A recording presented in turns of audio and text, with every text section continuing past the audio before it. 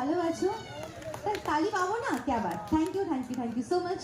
তো চলো, আমি যেহেতু শেষ শিল্পী, যে কটা গান একটু ডান্সের গান গাইবো।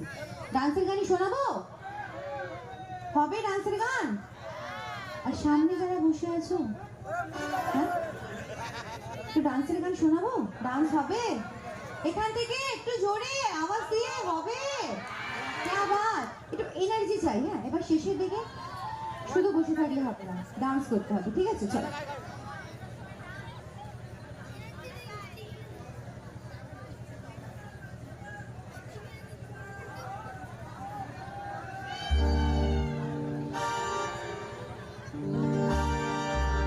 আচ্ছা, তো এখানে সামনে আমার অনেক মা বোনেরা বসে আছে, ছোট ছোট বোনেরা আছে।